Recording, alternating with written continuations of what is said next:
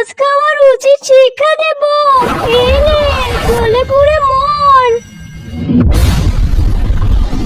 আমাকে ছেড়ে দাও, ছেড়ে দাও আমাকে, বাঁচাও বাঁচাও, আমি আর কখনো ইলিশ খাবো না। কোথায় গেলে তুমি? এদিকে এসো। কি রান্না করেছো আজ? এখানে তো শুধু ডাল দেখতে পাচ্ছি। তুমি কি শুধু ডাল রান্না করেছো? তুমি জানো না আমার যা শুধু ডাল দিয়ে প্রতিদিন ভাত খেতে একদম ভালো লাগে না। তুমি অন্য কিছু রান্না করনি? না রে মা, আজ তো অন্য কিছু রান্না করতে পারিনি। তুই তো জানিস কিছুদিন ধরে তোর বাবার কোনো কাজ নেই, এজন্য শুধু ডালই রান্না করেছি। আজকের মতো ডাল দিয়ে ভাত খেয়ে নে, তারপরে তোর বাবাকে কালকে বলবো ভালো কিছু আনতে। কি যে করি, আজও তো কোনো কাজ পেলাম না। এদিকে তো বেলা গড়িয়ে সন্ধ্যা হয়ে গেল, আজ আর কোনো কাজ পাওয়া যাবে না। আমি বরং আজ বাড়ি চলে যাই, কাল সকাল সকাল বেরিয়ে পড়বো একটা কাজের খোঁজে, হয়তো কোনো কাজ পেয়ে যাবো।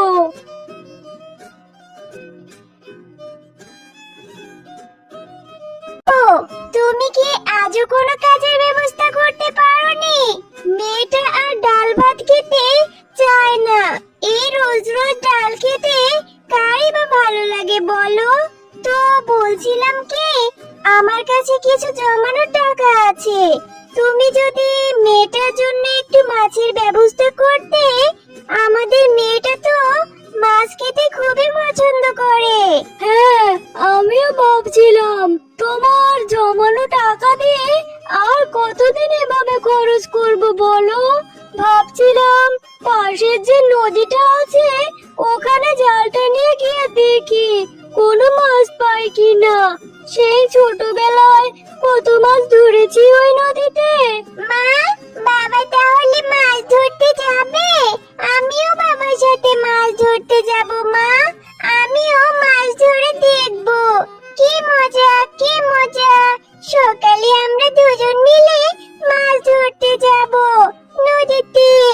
আমি যাব মা বাবার সাথে, প্লিজ মা। ইয়া, মন খারাপ করে দাঁড়িয়ে আছিস কেন? মন খারাপ করিস না মা, তোকে আমি বাজার থেকে মাছ কিনে এনে দেব। মন খারাপ করিস না, চল মা আমরা এবার বাড়িতে যাই। বাবা, তুমি একটাও মাছ পেলে না নদীতে? আমরা আরো কিছুক্ষণ চেষ্টা করি না বাবা? আমি মাছ দিয়ে ভাত খাবো। আমি তো জানি তোমার কাছে কোনো টাকা নেই, তাহলে তুমি বাজার থেকে কি করে মাছ কিনে আনবে?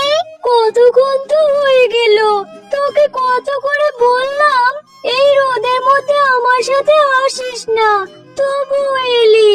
বাবা, তুমি আবারও নদীতে জাল ফেলো, দেখবে মাছ পাবে।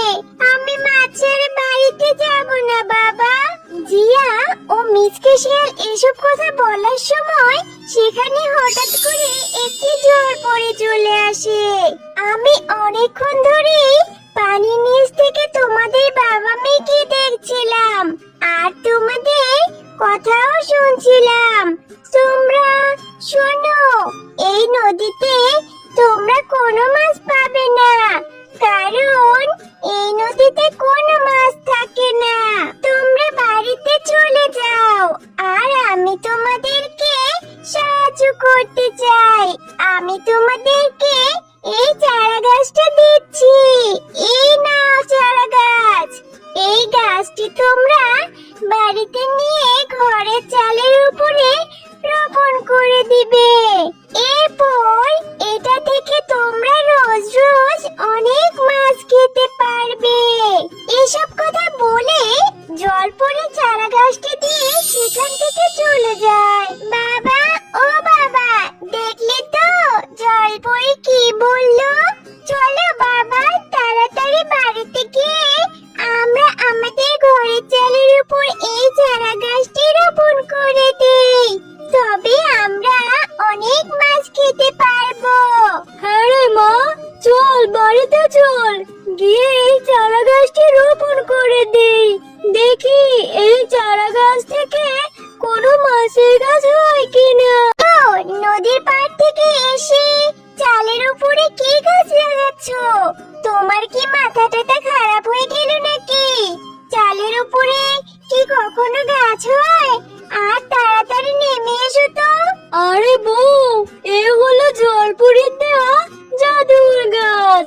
এই গাছ থেকে মাছ হবে। দেখো, আমরা রোজ রোজ মাছ খেতে পারবো। তুমি এগুলো চোখে না দেখলে বিশ্বাস করতে পারবে না। এজন্য তোমাকে বেকার বেকার এত বোঝাতে কে যাবে বলো?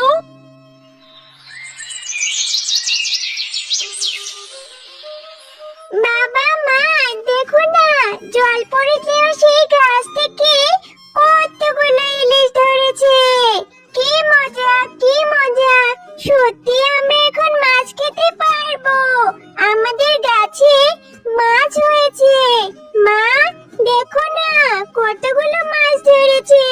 হ্যাঁ, তাই তো দেখছি গো। এটাও কি সম্ভব নাকি? আমি চোখে ভুল দেখছি না তো? গাছে আবার কখনো মাছ হয় নাকি? তোমাকে কোন পরী দিয়েছে গো এটা? পরীটা তো অনেক ভালো। আমরা এখন থেকে রোজ রোজ মাছ খেতে পারবো। আর এভাবে মাছ হতে থাকলে তো বাজারেও বিক্রি করতে পারবো, তাই না? এরপর মিচকে শিয়াল সেই গাছে ধরা ইলিশ মাছগুলো নিয়ে অনেক ভালো দামে বিক্রি করে। এরপর থেকে তাদের সংসারের অভাবও দূর হয়ে যায়। এত সুন্দর ইলিশের ঘ্রাণ আর তো থাকা গেল না। এই বাড়িতে তো দেখছি চালের উপর ইলিশ ধরেছে। এতদিন তো এর খোঁজ পাইনি। খুব মজা করে খাবো। মিচকের গাছে ধরা ইলিশ খুব মজা।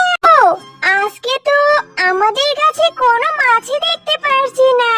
তাহলে কি আমাদের গাছের মাছগুলো কেউ এসে নিয়ে গেল? কি হলো? আমি তো কিছুই বুঝতে পারছি না। এমন হলে তো আমাদের না খেয়ে মরতে হবে। হ্যাঁ গো বউ, তুমি ঠিকই বলেছো। আমি তো সেটাই ভাবছি। নিশ্চয়ই মাছগুলো কেউ এসে নিয়ে গেছে। আমি আজকে রাতে পাহারা দেব। সবকিছু তো রেডি করে রেখেছি। এবার গিয়ে ওদেরকে ডেকে নিয়ে আসি। এসব কথা বলে ঝুমা শিয়ালিনী সেখান থেকে চলে যায়। ঝুমা শিয়ালিনী চলে যাওয়ার পরেই সেখানে সেই শাকচুন্নি চলে আসে। বাহ, রাতে গাছের মাছ খাবো। আর দিনের বেলা মিচকের বউয়ের হাতে রান্না করা ইলিশ খাবো। কি সুন্দর সুগন্ধ! এরপর শাকচুন্নি ঝুমা শিয়ালিনীর হাতে রান্না করা সমস্ত ইলিশ মাছ খেতে শুরু করে। একে একে সে সবগুলো মাছই খেয়ে ফেলে। একে বউ, তুমি টেবিলে শুধু ভাত রেখেছো, কোনো তরকারি দেখতে পাচ্ছি না। তুমি না বললে ইলিশ মাছের কত রকমের তরকারি রান্না করেছো? এখন তো শুধু ভাতই দেখছি। এখানে তো কোনো তরকারি দেখতে পারছি না। এখন কি শুধু ভাতই খাবো নাকি? আমি তো কোনো তরকারি দেখতে পারছি না গো। আমি সত্যি বলছি গো, আমি তো এখানে ইলিশ মাছের রান্না করা তরকারি রেখে গিয়েছিলাম টেবিলের উপরে। বিড়াল খেলে তো সব খাবে না, কিছু তো রেখে যাবে। নিশ্চয়ই বিড়াল না, অন্য কেউ এসে খেয়ে গেছে। এত কষ্ট করে রান্না করলাম, এখন তোমরা কি দিয়ে ভাত খাবে বলো তো? সেদিন রাতের বেলা শাকচুনি যখন লুকিয়ে লুকিয়ে মিচকের গাছের ইলিশ খাচ্ছিল, তখন মিচকে শিয়াল পাহারা দিচ্ছিল। আর সে দেখে শাকচুনি তার গাছে সব ইলিশ খেয়ে নিচ্ছে। যে দেখো বউ, শাকচুনি মাছ খেয়ে এখানেই ঘুমিয়ে পড়েছে। এই হচ্ছে আমাদের সেই ইলিশ চোর। এক্ষুনি আমাদের কিছু একটা ব্যবস্থা করতে হবে। তোমরা চুপচাপ এখানে থাকো, কোনো কথা বলো না। আমি যাচ্ছি তান্ত্রিকের কাছে। তান্ত্রিক বাবা নিশ্চয়ই এর একটা সমাধান দেবে। এসব কথা বলে মিচকে শিয়াল তান্ত্রিক তান্ত্রিকের কাছে চলে যায় আর তান্ত্রিককে সবটা খুলে বলে। বুঝতে পেরেছি, এই শাকচুন্নি তোদের অনেক জ্বালাতন করছে। তবে তুই কোনো চিন্তা করিস না, আমি এর একটা ব্যবস্থা করছি। এই নে জাদুর ফুল, এটাতে মন্ত্রপুত করা আছে। এটা নিয়ে শাকচুন্নির সামনে ধরবি, তবে ওই শাকচুন্নি জব্দ হয়ে যাবে। বাঁচালেন তান্ত্রিক বাবা, আমি এক্ষুনি ওই ফুল নিয়ে বাড়ি যাচ্ছি ওই শাকচুন্নিকে জব্দ করার জন্য। কি গো, তান্ত্রিক বাবা কি বললো? কোনো সমাধান কি পেলে তুমি? হ্যাঁ গো গিন্নি, তুমি কোনো কথা বলো না, শুধু চুপচাপ দাঁড়িয়ে থেকে দেখে যাও। ও মাছকে এখনো ঘুমোচ্ছে, এই নাও ওকে এক্ষুনি জাগিয়ে দিচ্ছি। এই কে রে? আমার এত সাদে ঘুমটা ভাঙালি? ও মিচকে শিয়াল, আমি তোমাকে বিয়ে করতে চাই। আমি তোমার সাথে সংসার করব, তাহলে আমি রোজ রোজ ইলিশ খেতে পারবো। হা হা, আরে শাকচুন্নি, আমার ঘরে যে সুন্দরী লাল টুকটুকে বউ আছে, আমি সেই সুন্দরী বউ রেখে তোর মতো শাকচুন্নিকে বিয়ে করব